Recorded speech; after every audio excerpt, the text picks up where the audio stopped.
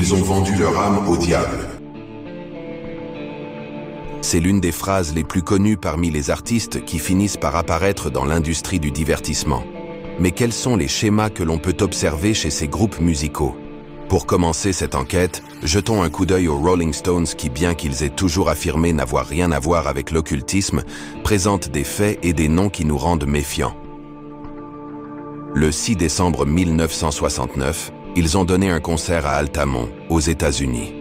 Dans ce même lieu, et devant plus de 300 000 personnes, ils ont décidé d'engager un groupe de motards, les Hells Angels, afin d'assurer la sécurité de l'avant-scène. Pendant la chanson intitulée Under My Thumb, qui veut dire sous ma domination, un jeune homme, Meredith Hunter, est poignardé à mort par l'un des membres des Hells Angels. Curieusement, le coupable du coup de couteau a été libéré, car il a été acquitté pour avoir agi en état de légitime défense. De nombreuses personnes ont affirmé que ce concert aurait pu être une sorte de rituel. Il convient de noter qu'un jour avant le tragique incident du concert d'Altamont, les Rolling Stones ont présenté le 5 décembre 1969 un album intitulé « Let It Bleed », ce qui veut dire littéralement « Laissez-le saigner ».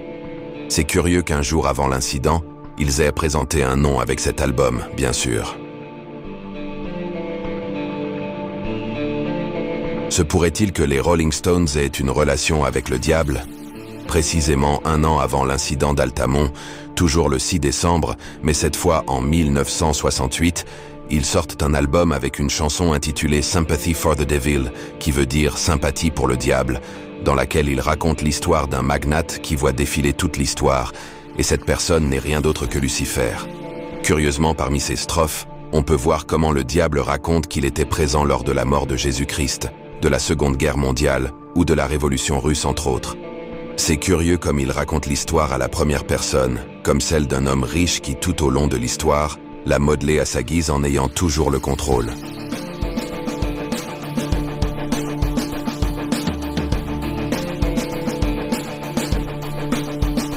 C'est pour le moins curieux que Mick Jagger ait chanté la chanson comme s'il était le diable en personne.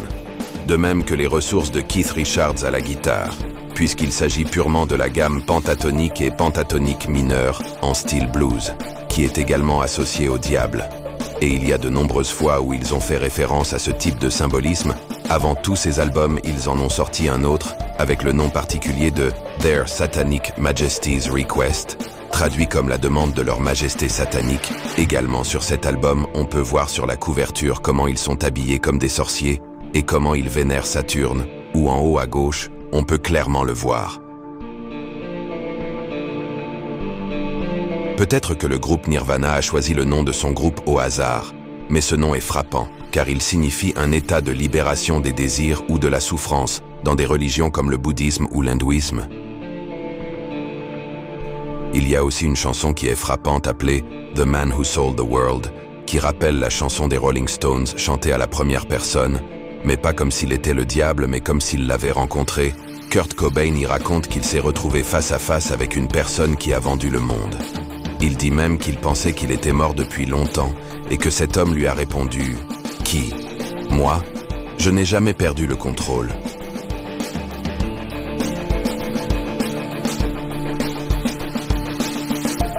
La question que l'on peut se poser est la suivante. Pourquoi Kurt Cobain a-t-il interprété la chanson de David Bowie? Cette chanson est une chanson originale de David Bowie. A-t-il vu quelque chose exactement comme lui? Pour cela, il faut remonter à 1975. À cette époque, David était convaincu d'avoir des visions paranormales.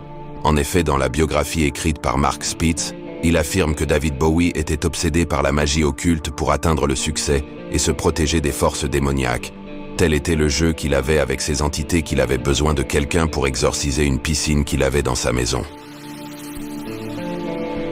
Dans cette biographie, Spitz précise que David a dû faire appel à Wally Elmlark, professeur à l'école des arts occultes de New York, et déjà connu entre autres par Jimi Hendrix pour effectuer ses séances.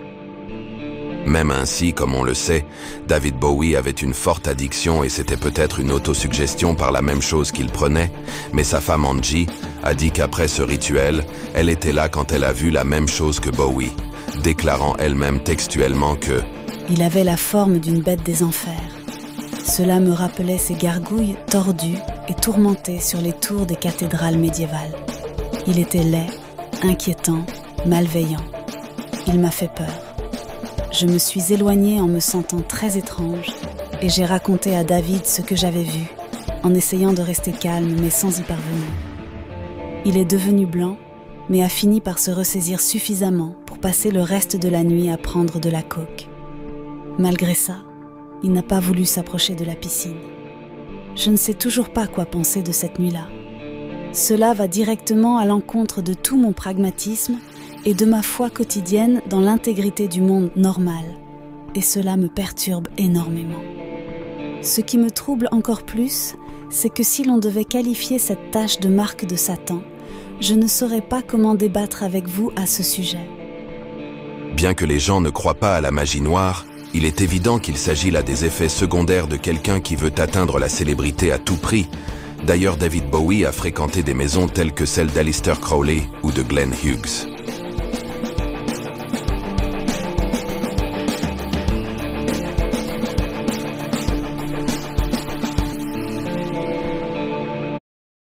Payez 14,99 € par mois pour une appli de streaming, plus 9,99 € par mois pour une appli de musique.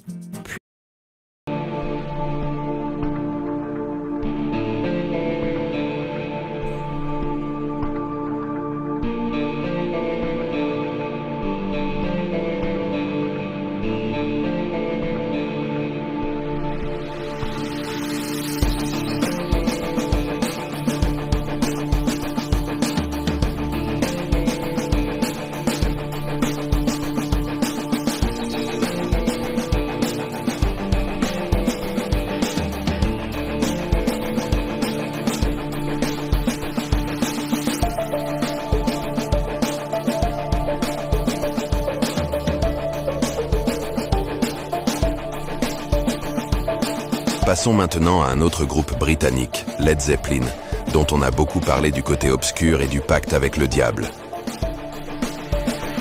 Sans aller plus loin, Jimmy Page était un adepte fanatique de l'occultiste Aleister Crowley depuis l'âge de 11 ans, lorsqu'il a lu son livre Magic en théorie et pratique, au point d'acheter ses vêtements ou sa vieille maison Boleskine House en 1972. Mais pourquoi Jimmy Page a donc acheté cette maison en premier lieu ? Est-ce l'endroit même où Crowley pratiquait sa magie? Il est également curieux que sur la pochette de Led Zeppelin, il soit présenté sous le nom de Zoso. Le nom de Zoso apparaît dans les écrits d'Artamphius, un alchimiste du XIe siècle dans le grimoire de la Poule Noire, un grimoire pour prolonger la vie, et également lié à la fois à Saturne et à Asmodée. Artephius se vantait de pouvoir prolonger la vie au-delà de 1000 ans, à l'aide d'une merveilleuse quintessence. Mais il n'en donna pas la recette. D'ici, on va passer au groupe Red Hot Chili Peppers. Le groupe californien, après avoir terminé son contrat avec Sony Music et auparavant avec la maison de disques EMI, le 24 septembre 1991, ils présentent le disque qui les a amenés à la célébrité au niveau mondial, appelé Blood Sugar Sex Magik. Ce disque, ils ont décidé de l'enregistrer loin d'une maison de disques comme le ferait n'importe quel musicien professionnel. L'enregistrement a été fait par contre dans The Mansion, est une propriété de 4 chambres dans la région du Laurel Canyon, non loin de Los Angeles, appartenant au producteur Rick Rubin. Elle date de 1918, cette maison avait une longue légende disant qu'elle était hantée. Ils ont décidé de faire venir des médiums qui ont indiqué qu'il y avait de très mauvaises vibrations dans l'endroit. Le groupe, au contraire, a dit que ces esprits qui habitaient à l'endroit leur donnaient de très bonnes vibrations et une très bonne énergie. Cependant, le batteur Chad Smith a fini par s'effrayer et il a décidé de ne pas dormir dans l'endroit.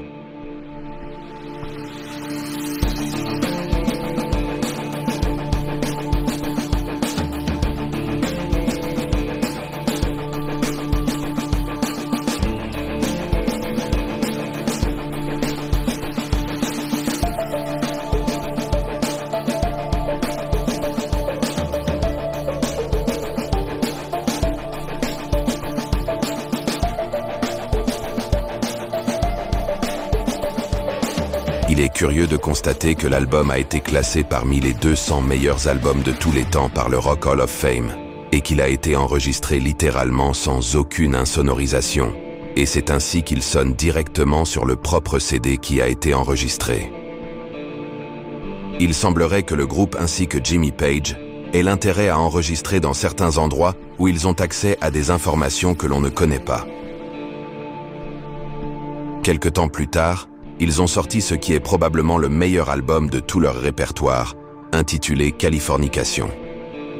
Dans la chanson qui donne son nom à l'album, on trouve certaines des citations les plus curieuses, dont l'une des phrases les plus étranges est la suivante. Des espions télépathiques chinois essayent de voler l'exaltation de ton esprit. Cette étrange phrase soulève évidemment une question. La technologie est-elle conçue pour maintenir la population dans la tristesse et manipulable? Anthony Kiedis, dans son roman autobiographique Scar Tissue, affirme qu'il l'a entendu d'une femme lors d'une conversation dans la rue en Nouvelle-Zélande.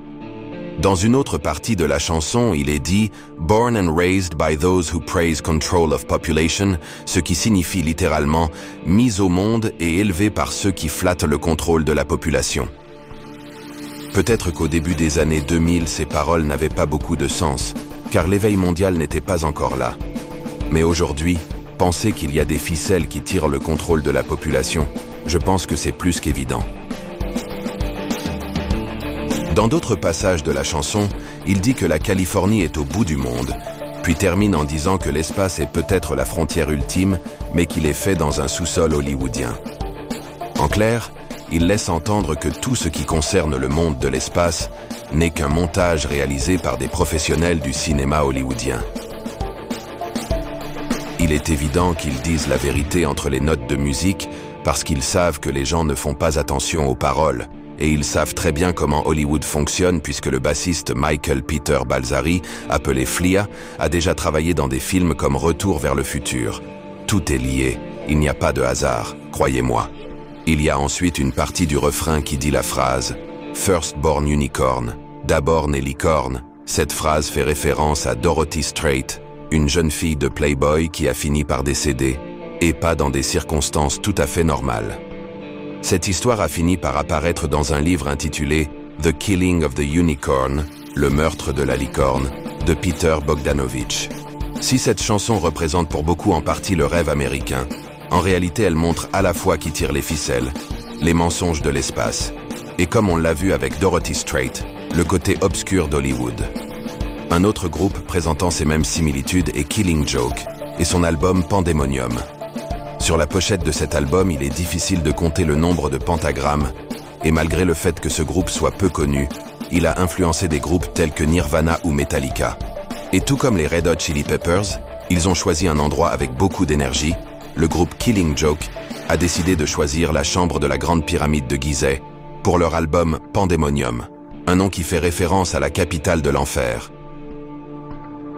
Quelque chose de similaire peut être vu avec Bob Dylan, à l'origine appelé Robert Allen Zimmerman, qui a décidé de changer son nom pour celui du poète qu'il admirait appelé Dylan Thomas. En 1962, il décide d'enregistrer son premier album avec la maison de disques Columbia, mais il semble qu'il n'ait pas simplement signé un contrat sur papier avec une maison de disques, mais quelque chose de beaucoup plus profond. Lors d'une interview télévisée, on lui a demandé pourquoi il jouait encore. Et sa réponse met les cartes sur la table. Voyez ça d'un peu plus près. Eh bien, cela a duré longtemps pour vous. Je veux dire que vous êtes toujours là à faire vos chansons, vous savez. Vous faites toujours vos tournées. Oui, mais je ne considère pas cela comme acquis. Pourquoi les faites-vous encore? Vous savez, ça remonte à cette histoire de destin. J'ai fait un pacte avec lui, vous savez, il y a longtemps, et je tiens ma part du marché. Pourquoi êtes-vous toujours là? Quel était votre pacte? Pour arriver là où je suis maintenant. Puis-je vous demander avec qui vous avez passé ce pacte? Avec le chef suprême. Sur cette terre? Sur cette terre et ce monde qu'on ne peut pas voir. Ce ne sont là que quelques exemples. Toutes ces infos avec tous ces groupes nous révèlent qu'il y a des gens qui utilisent de pouvoirs occultes. Mais ceux-ci ne sont pas si bénéfiques car vu le visage qu'a Bob Dylan, la dette envers celui avec qui il a conclu le marché doit être très très grande. Sans plus, je vous remercie d'être arrivés jusqu'ici, je vous salue tous, et je vous donne rendez-vous dans la prochaine vidéo.